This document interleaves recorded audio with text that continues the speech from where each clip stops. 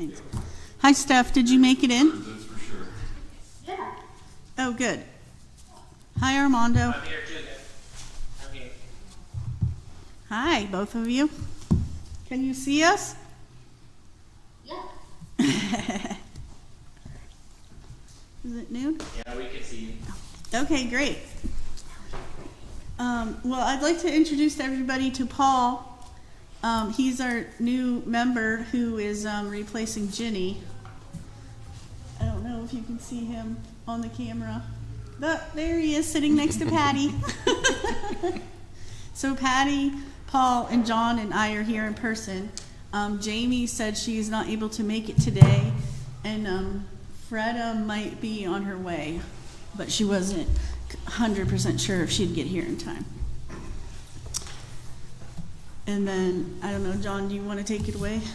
Well, I'd like to talk about two things today. This is one of them, the tree plan, but also about the DCNR grant and where we are with that and what the plans are and what can we do to move that forward. Well, as everyone may remember, we received, the City of Erie with 7 partners received a DCNR Community Watersheds and Forestry Grant for $335,000. In the past month, we just received the, might even just be the last couple weeks, the executive contract, and we did meet with our DCNR contact. Her name is Valley, and she showed us how to use the grant portal and everything, and so I can, LEAF is one of the main partners on the grant. They have a lot to do with implementing it. The grant is for planting 3 tiny forests. We want to do 2 lawn conversions, which are planting either tiny forests or meadow plantings in what's formerly grass. And then we also have a large sum of money to like 100 or 150,000 just to plant trees. If you remember, we had requested an additional 250,000 for an inventory, so our grant application was over 500,000, but it was cut to 335. So we eliminated the tree inventory. And as I mentioned before, I have all my data from the last 19 years for every tree that I've inspected and cut down or planted or trimmed in Excel files. And so we also had a new GIS and a new data analyst person just start at the city. So they're going to work with me to get all my existing data into the GIS format to be able to map it in some kind of newfangled database. And so I think that will be a good baseline inventory information to start with. And then I'm going to be able on my phone to download with my phone information while I'm standing in the field with this new program. And there's also the option to allow access to trained volunteers, such as the Urban Forest Committee members.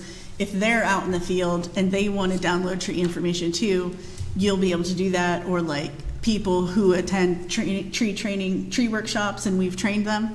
So there will be an option for the volunteers to enter data and myself to enter data. And so we're going to do that as the inventory section. And so that enabled, I think, like $56,000 that we will use for, we haven't officially, I don't think we've officially decided how we want to redistribute that money for sure, but we can use it for like mapping, to map out some of all that baseline data, or we can use it for planting more trees or the workshops, or however it turns out that we need to spend that money. DCNR is pretty flexible as long as it's one of the already approved categories that we have in the grant. Okay.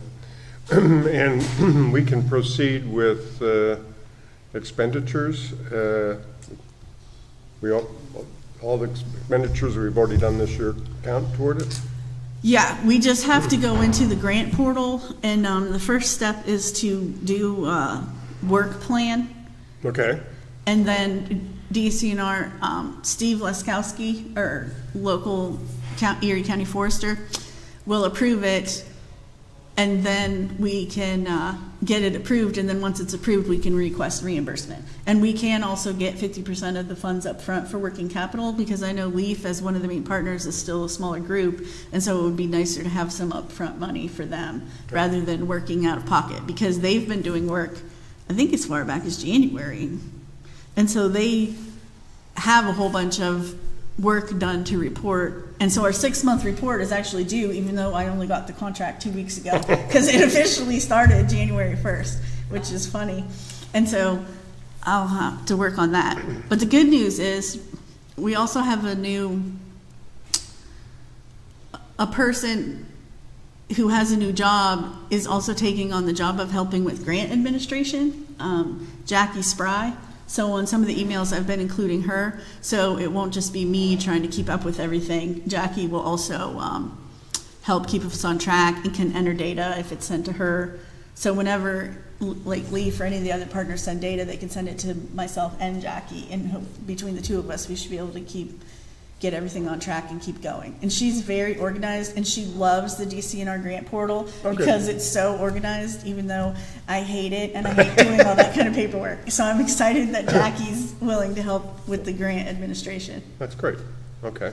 Yeah, but she doesn't know anything about trees or how to do the projects. Like, that still falls to all of us. That's But probably irrelevant. yeah, but the paperwork is where I can use the help, and so that works out really well. Okay. So I'm excited about that. So we're in the process of moving forward. And I know Chris Dolance, he's one of the partners for Mercyhurst, and he wants to put in a tiny forest, I think somewhere on Mercyhurst property.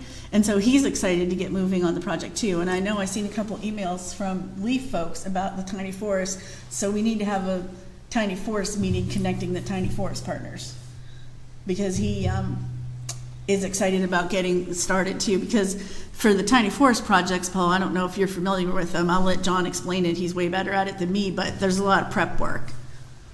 Yeah, so tiny forests are a reforestation mechanism that was developed by a Japanese biologist named Miyawaki. After the war in Japan, the forests had been denuded, they'd cut down everything to support the Second World War effort.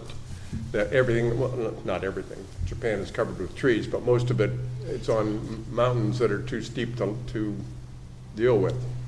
And so they replanted after the war, but they planted monocultures. And after 20 years, they realized they'd screwed up.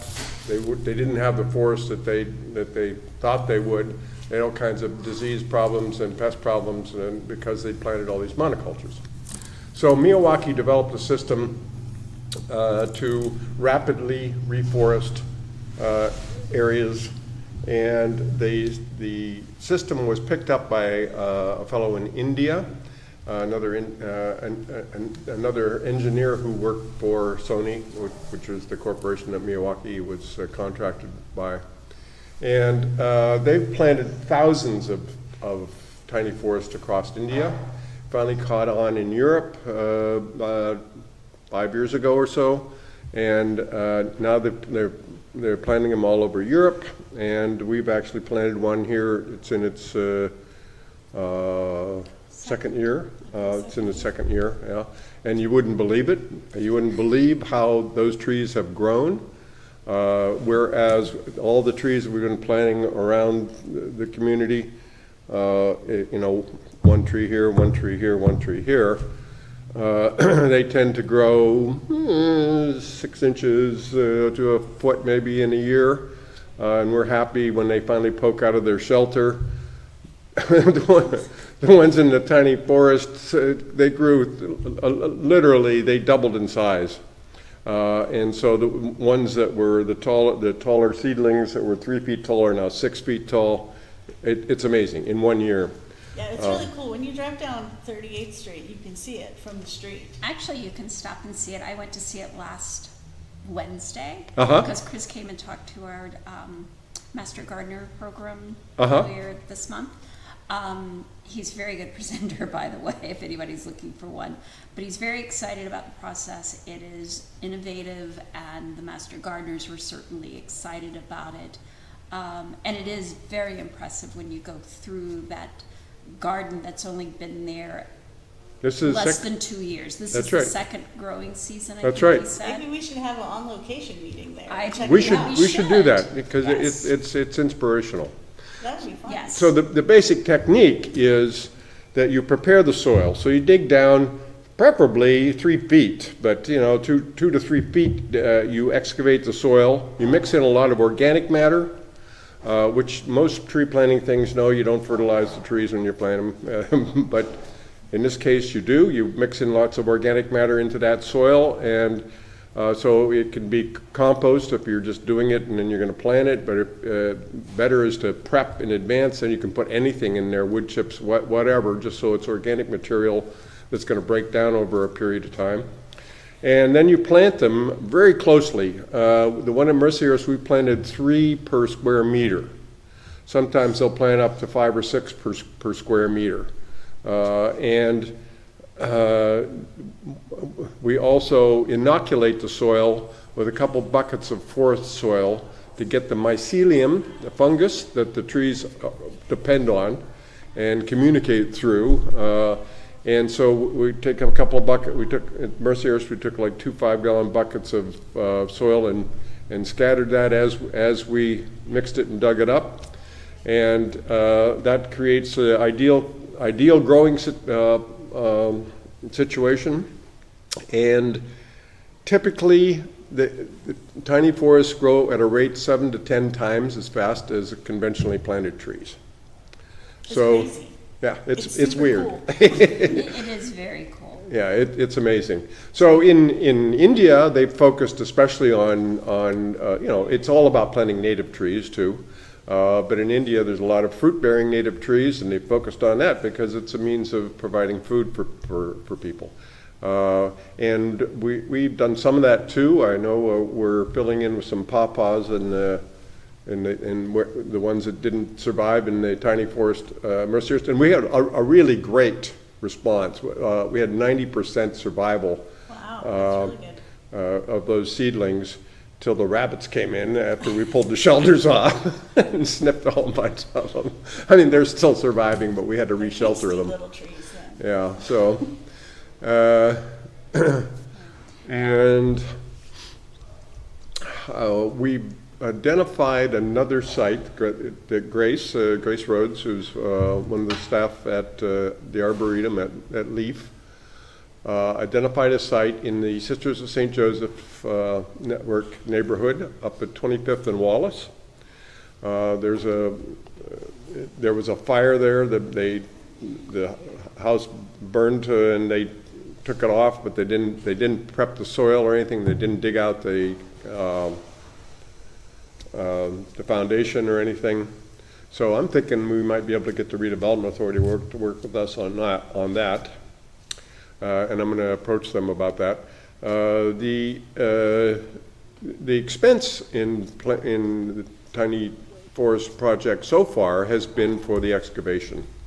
That's been the big expense. To prep the soil. Yeah, and the city has contributed wood chips for mulch and compost for soil monument, and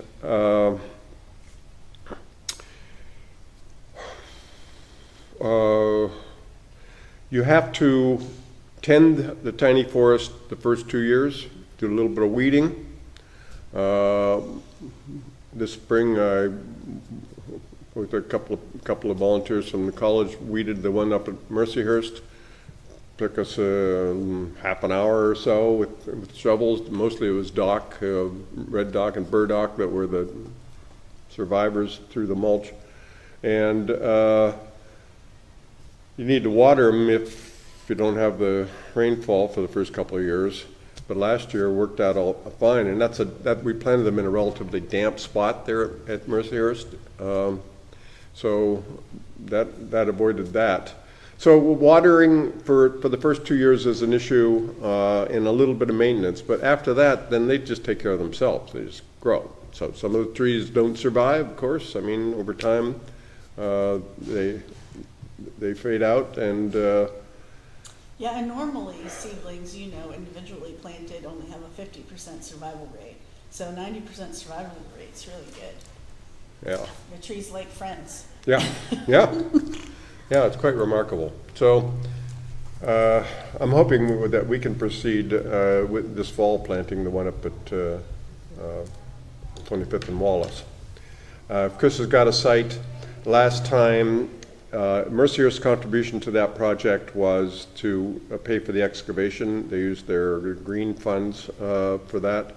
I'm hoping he can do that again. We supply the seedlings through the Keystone 10 Million Trees project that LEAF participates in, the ReLeaf project. So we can get virtually all the seedlings that we need, and a great range of native species. So if we can cover the cost of that excavation part of it, then we can plant lots of tiny forests, frankly.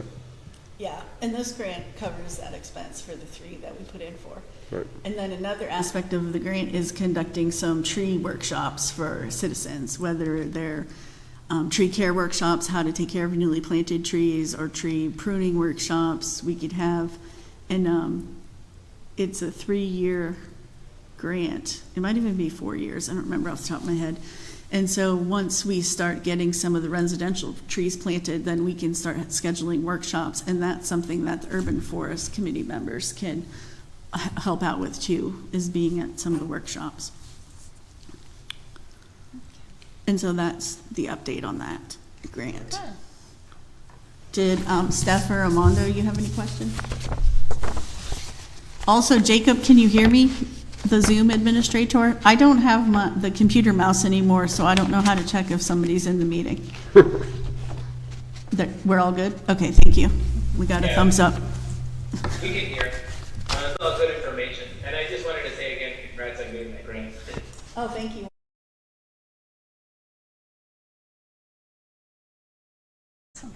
Usually I have like $30,000, $40,000, $50,000 grants, so this is a huge one. So we're excited about it. And there's lots of partners involved. There's LEAF, like we mentioned a couple of times, and Mercyhurst. There's our West Bayfront. There's the Benedictine Sisters, even Northeast Borough, because it's not restricted to city limits, and so they're in the grant. I think for like, I don't know, I think 16,000. I think 8 from the grant and 8 that they matched, and then I think the Redevelopment Authority might be a partner. I'm not sure. I'm sure I'm missing somebody, but there was a lot of partners. But DCNR wanted the grant that way. They didn't want to fund a bunch of separate small grants. They wanted us to all work together and put in one large application. So that was exciting. It's an exciting project. Yeah. Keep us posted what it is that we're supposed to be doing then. I'm sorry, what was that, I Patty? said keep us posted about what we are supposed to be doing and how we can support this very exciting project. Yes, we definitely will. Yeah, what can we as individuals, members of the committee, do to support what you're doing?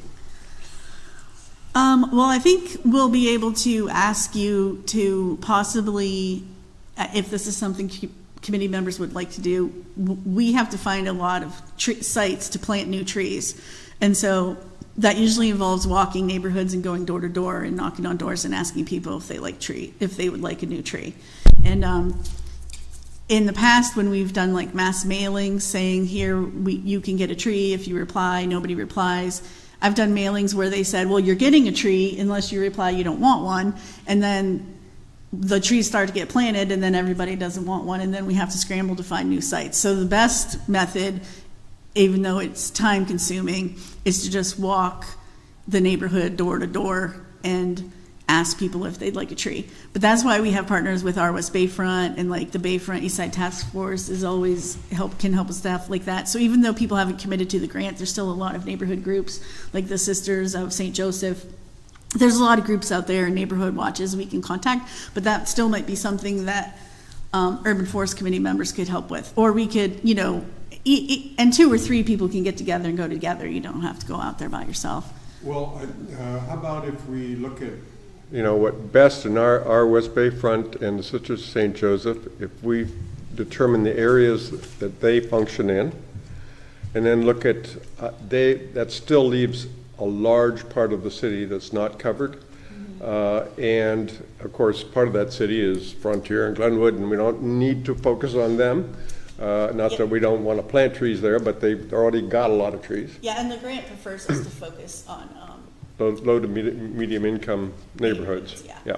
So that's something that the committee could take on, is to identify the areas that are not covered by the neighborhood organizations, and identify planting sites, maybe identify some other partners in those neighborhoods. yeah, because what's helpful is when you talk to somebody face to face is that if they don't want a tree at all, a lot of times it's a maintenance issue where the tree gets too big, and so you can try to talk them into a smaller tree that's more manageable, that doesn't get so tall, or one that isn't as messy. Like some people don't like, you know, the cottonwoods get a bad name because all their fluffies and, you know, just different things. And sometimes people don't like the acorns because they get all over the sidewalk. So one way is to try to talk them into a smaller tree. But then people who are willing to have a tree, if there's no utility lines, we want to try to talk them into the largest tree possible. Yeah, and so that's where the face-to-face interaction really comes into play. And there's a lot of trees that are flowering trees. There's a lot of trees with nice fall color. It's, you know, so if you can find and then you can talk to the people about what they like and help us pick a tree that the individual property owner is really going to enjoy and like for their property. And with, you know, temperatures getting hotter and hotter, trees provide shade. And so I've had a lot of people who recently got permits to cut their tree down because it was old and dying or whatever. And now they're calling me saying, wow, my house is really hot. On the front of my house and on the porch, I really need to plant some new trees. I'm like, I know. So, you know, those type of issues, there's lots of benefits to trees. And so talking with people, you get a chance to explain it to them, because even though we know a lot about trees, the average person might not really know. And then there are a lot of renters also, so we could help get the landlord's information and then also reach out to try to talk to the landlord, because when they're a renter, they don't have the ability to make those decisions. And so they might not have time in their life to go take that next step, whereas the committee volunteers, we could do that. That actually leads me to another issue related to trees and tree replacement, because I do live in Glenwood, and one of my neighbors, actually a couple of them, have lost limbs or trees recently, and wondered, is there a process for the city to help us replace those trees? And Yeah, there is. There's also, there is money for other neighborhoods that don't qualify for this grant, and it's just out of my general fund. So I do have, but it's just more limited. There's only about $20,000 a year that goes towards tree planting in the other neighborhoods in the city. But we do have that option, and also some of the money that the grant funds that LEAF gets isn't always restricted to certain neighborhoods either, and so we can always work with them to try to get grant trees. But they don't always have the larger trees. They only get about 20 a year, so. yeah. But there Yeah. are programs, and so they would just need to fill out a tree planting application. Okay. And then I go out and inspect the site and recommend a tree, and again, talk with them to see what they would like, because we want to plant trees that people are going to like. Yeah. Yeah, and I think that may be, in talking with one of the neighbors, that was one of the concerns, is getting a tree, not a little sapling, but getting a tree that's a little bit more mature. And perhaps if the city doesn't have necessarily the funds for that, but help in making some selections that would be smart. So kind of what Yeah, this... anybody can call me and ask me. Well, and for what this person help. was actually suggesting, because it is becoming a neighborhood concern, that we've lost a lot of limbs and trees have been removed and that sort of thing. So we were actually looking at possibly having a neighborhood meeting with a few of the interested parties to have someone come and talk about, these are the types of trees that may be your best bet. Sure, that's what I do that also. Okay, great. Then We even can do, nobody's asked since COVID, but one of my favorite things to do in the spring is do tree walks, where you Yes. just walk through the neighborhood and talk to people about all their trees. And in the spring, it's especially nice because all the trees are starting to bloom or just getting their leaves, and so it's fun. But I haven't had a lot of requests for that lately, but that's always fun too. And then you go around and meet all your neighbors and. Okay, all right. But I'd be We happy to will come to a confer neighborhood about watch that group then. or a neighborhood meeting and just talk to people too and help answer questions anytime.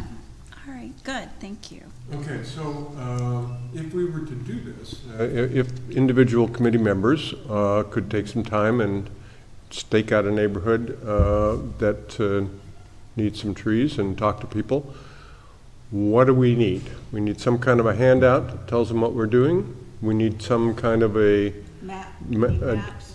okay, a map, documentation that you've talked to somebody and they say, okay, we'll take a tree. Yeah, we could have the tree applications and you can help them fill it out. Is that something you already have? Yeah, Okay. well, and then I can either mail them back copies or, we can follow up and talk to them. Okay. So you can share with us those applications. And do we need something that identifies us as members of the committee or whatever, so that people. Yeah, I just was thinking about that, because we have our city ID badges for employee IDs. I'll ask and see if I can get Urban Forest Committee member badges, just so that you're that'd be great. identified as a member, because I don't think they cost that much. Because it's not like ours give us access in the building, but we just need a little plastic card with your name and a photo. So I think I'll ask if we can get that. That would be nice for the committee to have. Yeah, and did you mention that there would be training for those of us who wish to do this? Yeah, we could go out together Yeah, in a okay. neighborhood. Good. The No. easiest way to do it is just go with me Okay, and then great. see how it's done. Sign me Yeah. up. I love walking and talking. What it sounds Yeah. like, that's the priority at this point, is to identify where we're going to plant, Yes, right? yeah, because we have a Okay. lot of money for planting. Yeah. Yeah. And I have a lot of other money. Like we get CDBG money, 20,000, plus I have some general fund money, 20,000, plus we have this huge grant, plus, so we have a lot of money for planting. Okay, that's different. And do we have good money to maintain? Because all of us drive around town and we see the little tree tubes and they're just stuck out there, and some of them have mulch, some don't. This grant also, I think, we put in to mulch the trees the second year. The trees are mulched at planting time. And I think we put in money for mulching the second year and also for a whole bunch of gator bags, Okay, good. which helps homeowners Yes. keep the trees watered. Yeah, I use those usually, so yeah, okay, good. Yeah, we put that in the Yeah. grant. And I think we also put in supplies like tree trimming supplies for when to do Nice. some tree trimming workshops for people. Good. And I have enough trimmers to do a workshop for like 10 to 15 people now, as long as the workshops are small. Okay. Because I've been trying to purchase a couple every year so we can do workshops, but this grant also has money to purchase more, Nice. which will be nice. Yeah. Because trimming a tree is not that hard. To do it correctly, people just don't know the correct way because we've never been taught. I know, in that section of Parade Street where I live, just a couple blocks, but there's great variety amongst these trees. They're all planted at the same time because of the way that people hacked away at them. Yeah, and it's Like- funny because once you're trained on how to trim a tree, when you see a tree, I call it you get the twitch. You want to fix your trimmers and want to fix it. And so if we had little urban forest badges, then at least if you couldn't resist, you'd Yes, be like, I would like "Look, trees." I would like that, because I've worked around the neighborhood. Nobody's ever questioned me, but it would be Who great to would have a. question you, John, regardless of what you were doing? Well, That's John you know. Banco, that's perfectly okay. Yeah, there's this The rest of us crazy old maybe man not with so some pruners, it's like, But no, that's very exciting. So yes, if you can put together when you want to start going out and let us know. And again, I don't know if that's going to yeah, start let's do that. Let's immediately or- schedule something. Let's schedule something now. Why not? I mean, All right. what else are we doing? I mean, right, we're gonna move forward. Yes. And this is our priority, right? I'm not missing something. No, This is definitely a priority. We need Okay. to get moving on this grant. All right. Because you've got a report to put in. See, you can put that you have scheduled. And know, then next and- time you can say that you've completed. In the meantime, you know,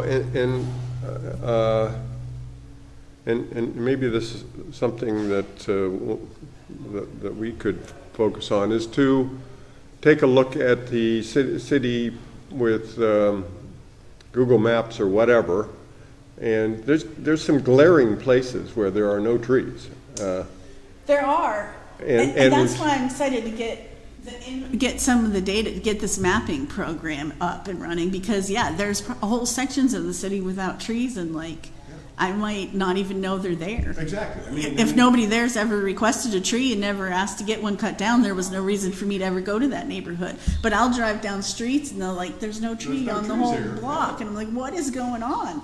And so I try to make notes, but I have stacks and stacks of notes that aren't entered in the computer, so I don't, there's a lot going on. Yes. Well, how about we wait 2 weeks, maybe the week of July 10th, in case the air quality stays bad for a couple of days, instead of next week, maybe the following week? I don't know. Sure. We got a holiday coming up and everything. Week of July 10th. All right, that's a Monday. Or do you want to try to do it Tuesday or Wednesday, the 11th or the 12th? Do you like the 10th? Oh, and a lot of times either like 9:30 or 10 o'clock in the morning is a nice time to go out, because you don't want to go out too early because people are still sleeping. And then like we could do it like 10 to 11 or 10 to, Yeah, I could do any of those days. all right, how about you, Patty? I will have to get back to you. My calendar is not cooperating, but I will look at that week and get back to you about when's good. Thank you. Okay, I'll email everybody then. Wonderful. Do you want to just do it for an hour, or do you want to do it? Whatever you think is appropriate. Okay. I mean, I'd certainly do it longer than that. Okay, maybe an hour and a half, Yeah. maybe till noon, depends on what people feel like. Or even if you can only come for an hour and some people stay longer, that's fine. Yeah, okay. And then after that, the plan is, once we go out with you and we feel comfortable, then you could perhaps provide to us a neighborhood or some houses that we would go to on our own. Yeah, that's also why I'd like to wait 2 weeks, because then I can try to pull Okay. up some neighborhoods that I Yeah, know okay, that we can focus in on, yeah. to see where some of my requests are from. And then the other thing that you could do, that we could also do one day, is I could train you committee members on how to trim trees, because I still have all those baby trees that we planted. There's like 200 baby trees out there who need trimmed. And I Yeah. know, and some of them still have, some of them on East 28th Street Boulevard. They still have tags and stuff on them. Yeah. They And I- have to be cut off. Like, if they're going to start strangling these baby trees, it makes me crazy. East of Broad Street there? Yeah, like on the way to the Walmart on the east side. Yeah. Yeah, and I think From that East Avenue to, Broad Street. There's a bunch of new planted trees in the boulevard. And now there's also a bunch of new spaces. So we can also get more trees in there too, because they took down even more dead ones. We planted like 20 trees there, and somebody called me and was like, we don't have any trees in your boulevard. I'm like, what are you talking about? I just planted 20 trees there. And I went out and looked, and I was like, oh, they don't have very many trees. They had went and cut down a whole bunch more. Well, that had died, so. I'd be happy to do some of that as a volunteer. And I think that's one of the things a long time ago that we had suggested, perhaps asked for, was sort of a list of things that if somebody's got an hour of time and they feel comfortable in knowing what to do, is to go and either trim the trees or, make sure that they're just surviving. Well, And I maybe know we could that's do a both lot the of same work. day while you're all there. Maybe Yeah. I could do a little trimming workshop with you if we go over to if we meet at the East 28th Street Boulevard.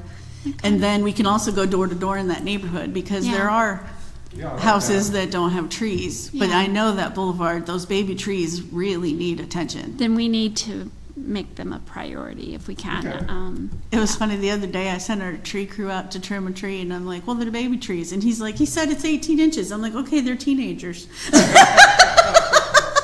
But it was young. I don't think it was 18 inches. I'm like, okay, they're teenagers then. Okay. But it was funny. I At call least- them baby trees.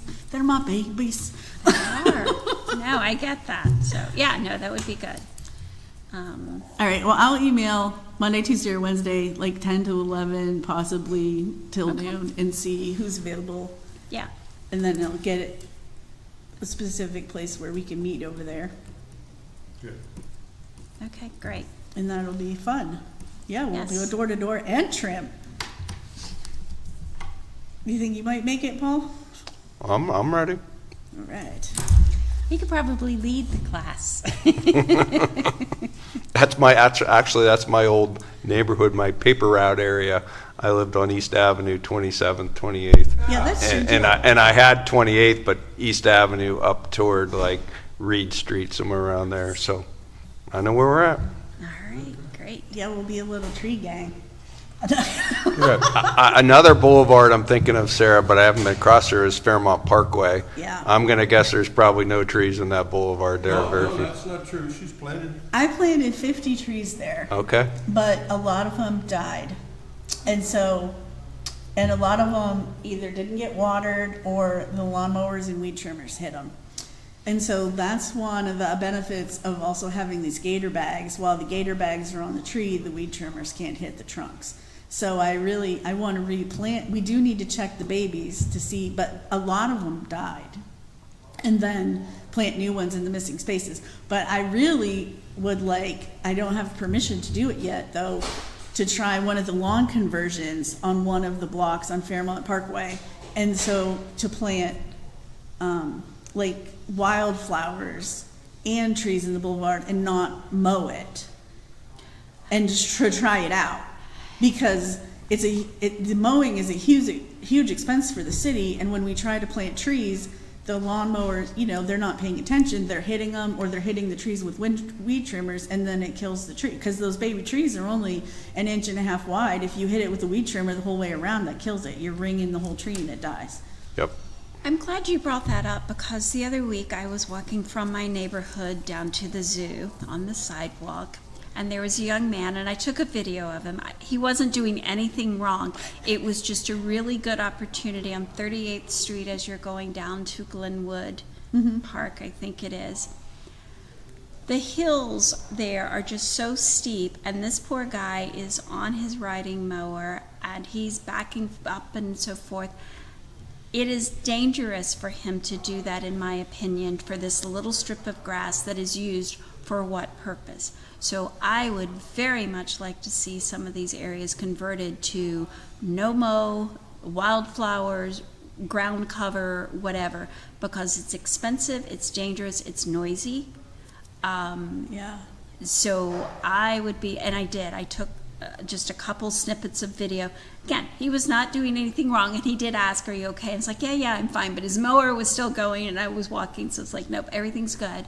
But it was just a good opportunity to take just a couple of seconds of video to say, this is not safe, and it is very expensive, and Right, because there's lots of low-growing plants. I mean, Yeah. just because it's a boulevard doesn't mean you won't be able to see through. We plant well, plants and that this are is actually low-growing. to the side, And then that, yeah, where on they private have those property, that's retaining different. walls already.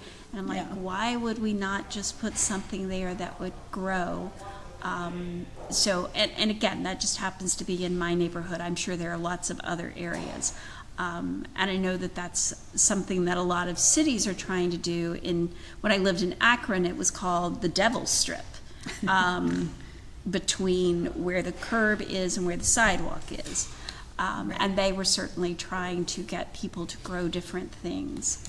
Yeah, we need some more demonstration projects, because you do see some alternative landscapes out there that are flowers and stuff, and people don't have to mow them. I have one. Yeah, but it'd be nice. It'd be nice. And like, we should also set up like a little tour or something, because I don't think people know how attractive they can look.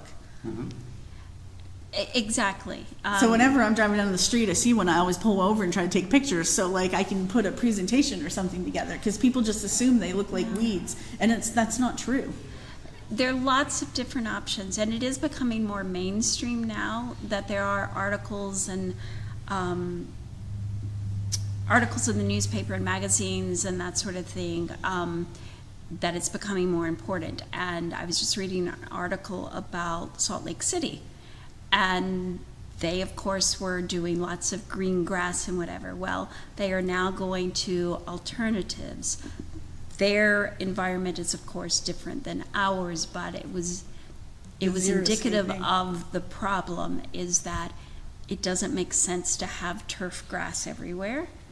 And it's a matter of giving people an idea to do something different.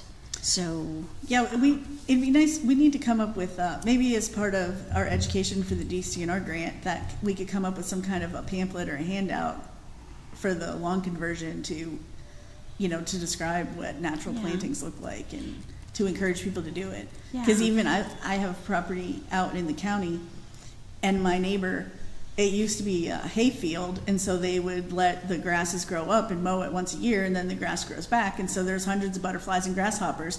The new owner tried to turn it into a lawn, and they mow it like a golf course. It's the bears, and it makes me insane. And I keep telling my husband, I need to mail them a meadow pamphlet anonymously. Miles and miles of that in Erie County. Yes. It makes me crazy. It is crazy. What are the butterflies and the bees and the grasshoppers supposed to Yeah, live? It's insane. Yeah, people don't understand either that lawns aren't the same as trees when it comes to stormwater. I mean, the reason that we have these flooding situations is because lawns can only absorb a fraction of what trees absorb in terms of rainwater. So you get a heavy rain, it runs off of lawns.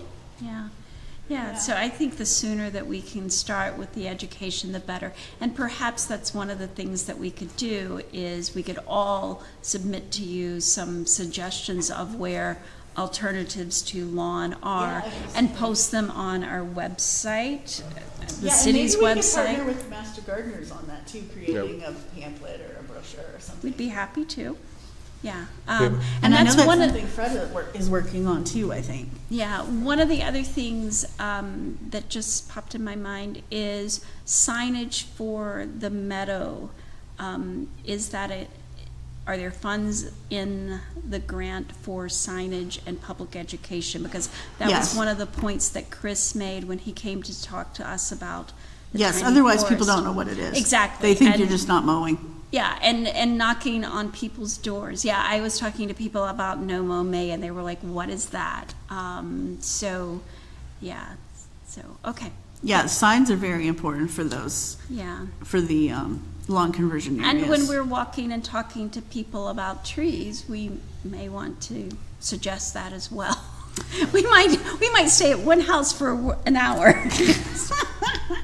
Yeah, and the signage that I prefer is, because they used to say no mow zone, but I like to call it a grow zone too. So we Yeah. have some sample signs that have already been used in Frontier that we could either use them as is or tweak the wording. Yeah, and some places will say habitat restoration or.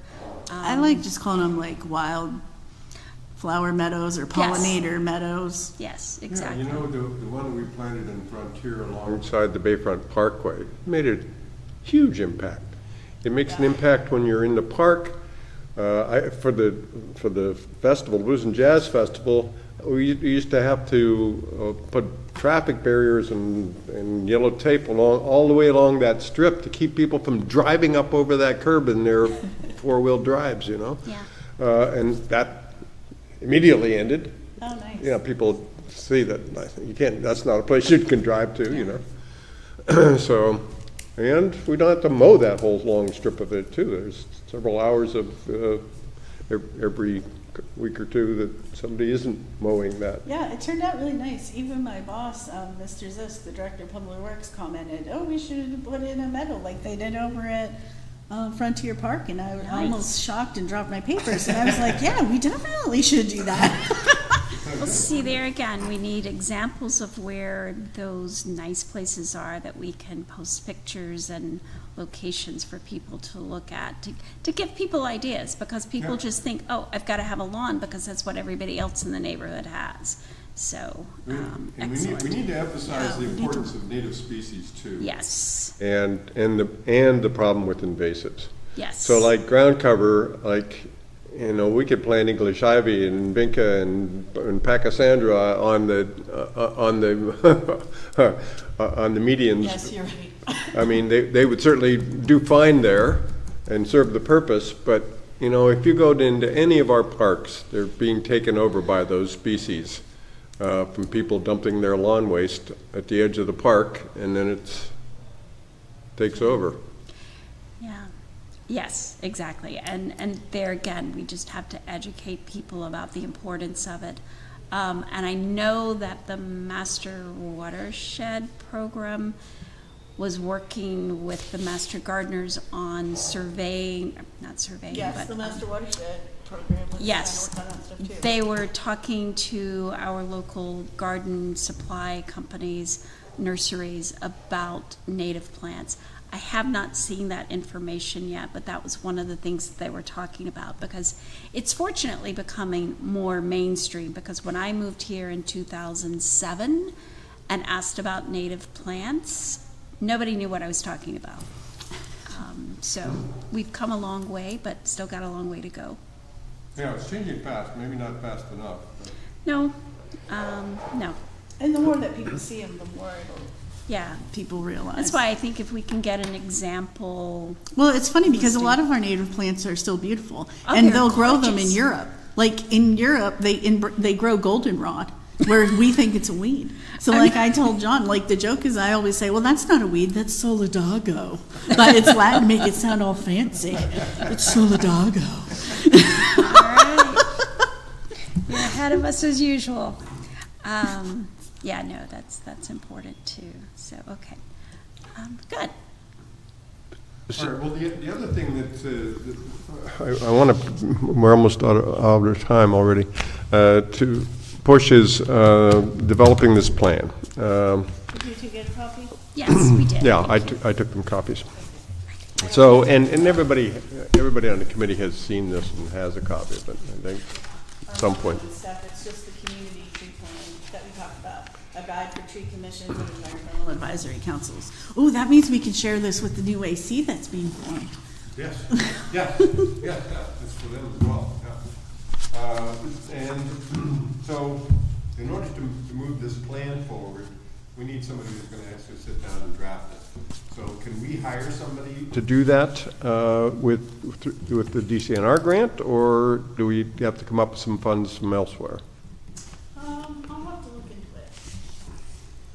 Because I think, you know, we can talk about it till somebody sits down and does the grunt work of actually drafting a plan based on what we agree are the important things. Yeah, I can talk with our planning department. Okay. To see if they have any capacity for that. Or Okay. if we can use funds to hire a consultant, because I don't think it would take too awfully long. No, I don't think so either.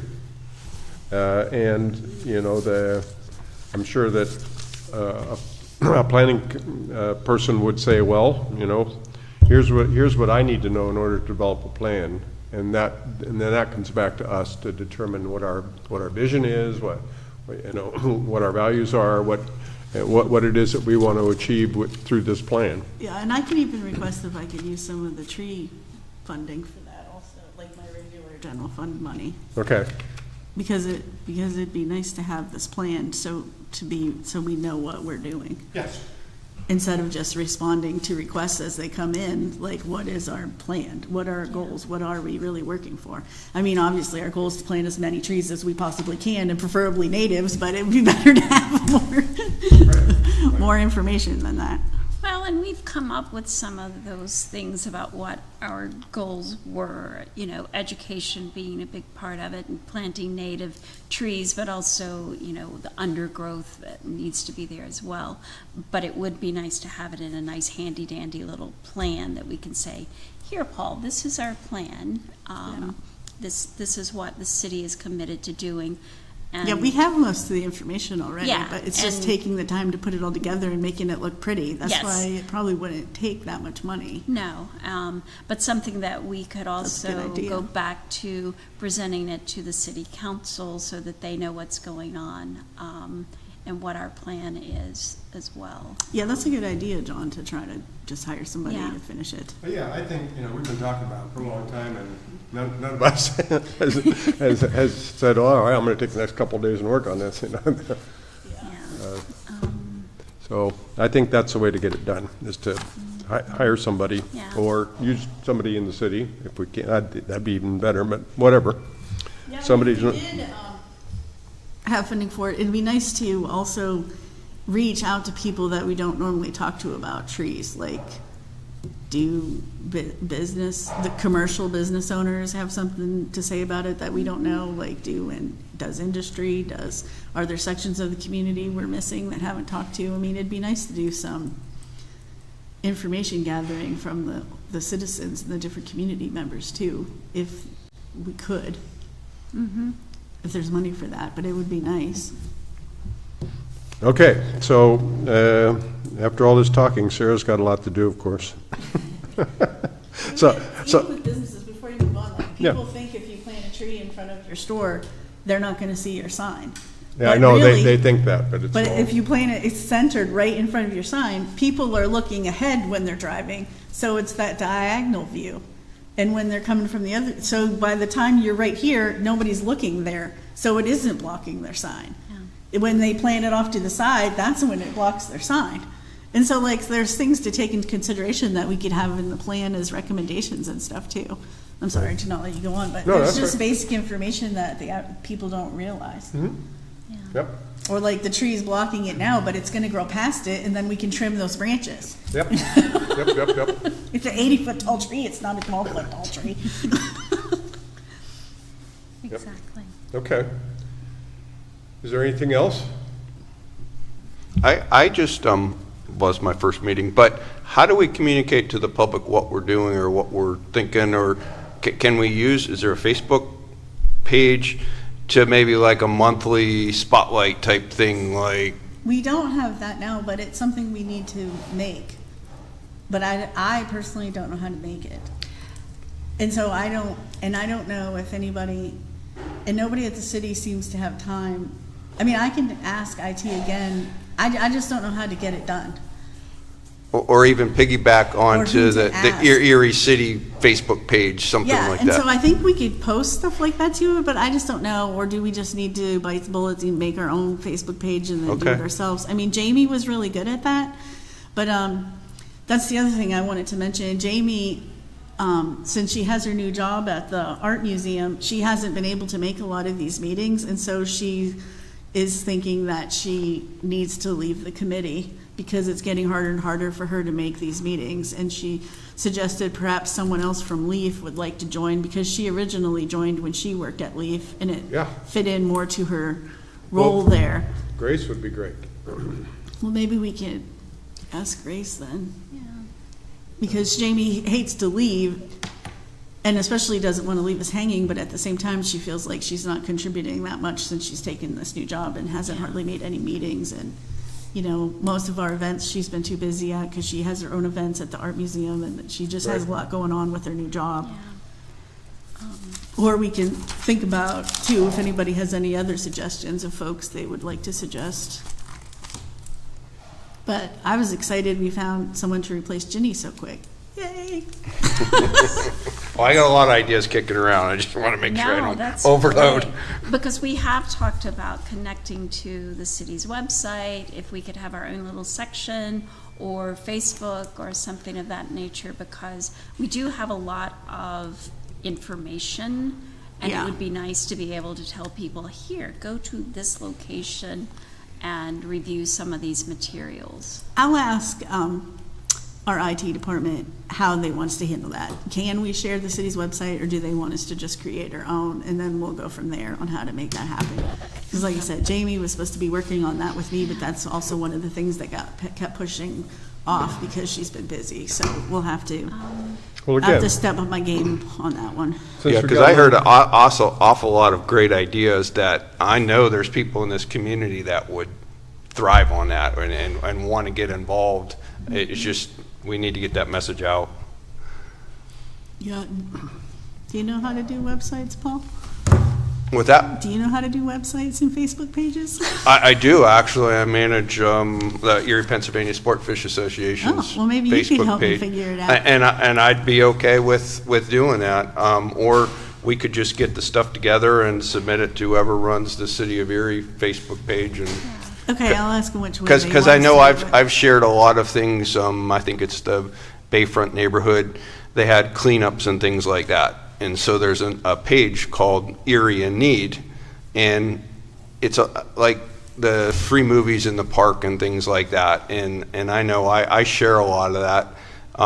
But like if we have trees that we can give out and say, hey, somebody in their neighborhood need a tree in their area, and we just put that information out there, it's free. I mean, it's going to reach a lot of people. Yeah, because for some reason, there's a little misconception about how the program works. I think people think I have to go order 50 trees and then 50 people have to get them. So they'll call me and say, well, do you have any trees? Well, I never have trees. You have to request a tree and then I'll get one for you because the city, you know what I mean? But And so how I don't many think people people even know to don't call always you? understand. You ask for one and then when we get a bunch of people together, we'll get you one. I don't have like all these trees sitting around in the back parking lot waiting to be planted, you know?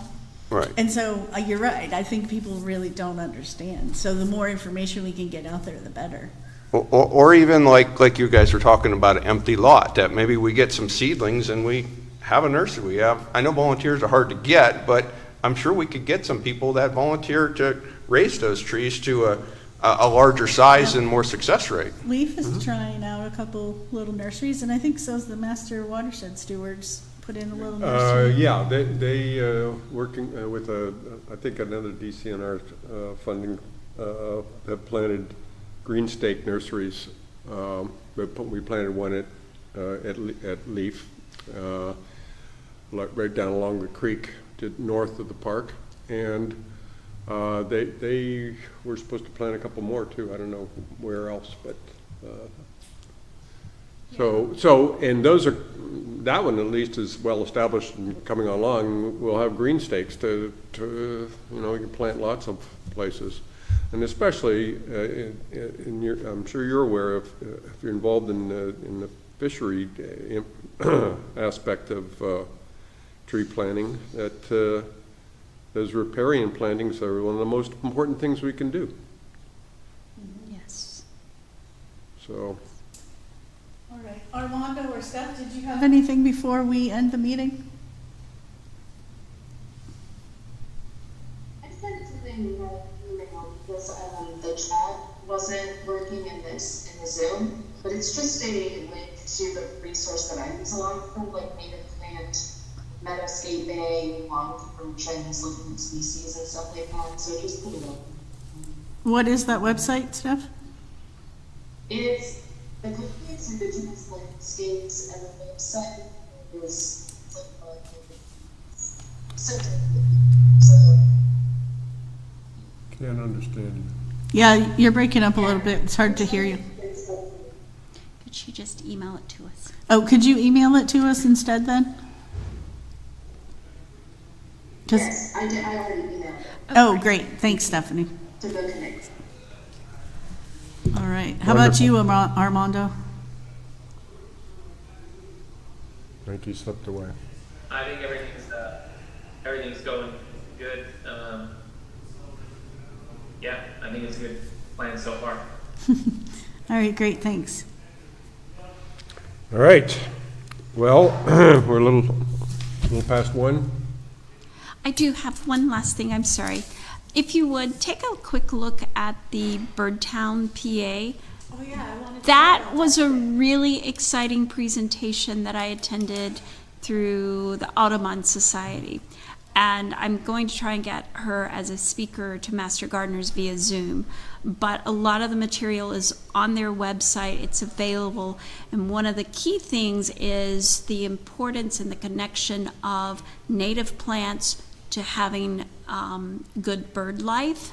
Yep. And so it's just another program and another opportunity to educate the public. And they have a lot of the materials sort of already prepared and a program and whatever. So I would really like for us to look at that as a possibility. Like I said, I'm already very excited about it. The Audubon Society they weren't going to necessarily do anything with it, but I said, well, if I work to get some people connected, and this is something that we would like to apply for, because the city would need to apply for it, and they do prefer to have it as a city and not for the county. They like to work with smaller areas. Exactly. And again, it's another public education opportunity. If you get that scheduled for a Zoom for the Master Gardeners, could you invite the Urban Forest Committee members to? I also will do make that if they're happen. interested? Yeah, I'll If make it's that possible, happen. even though Yeah. we're not official. That's fine. I will great. make that happen because, again, there were a couple of Master Gardeners on the same call, and they were excited about the possibility of hearing the presentation again and us actually doing something with it. that would be nice. But like I said, the link that's there has some very good information. They seem very well organized. And so it would just be, like I said, another opportunity and another avenue to educate people and make the connection between we've got to have the flora in order to have the fauna or whatever. Yep. And the Yeah, avian absolutely. and that sort of It's stuff. totally connected. It's an ecosystem that we've got to work on That's right. here. It's all the same thing, yes. Yes, exactly. Absolutely. So, okay. But yeah, I will work on scheduling that. Thanks, Patty. No, thank you. You know, I'm a huge advocate for Doug Tallamy's work, and Yes. he makes it very clear that the crash in the bird population is directly related to the removal of trees. Yes, exactly. Yep. Exactly. So, yeah. Okay, good. Thank you. All right. Anything else? Wonderful. Thank you. Thank Yes, you. thank all of you, too.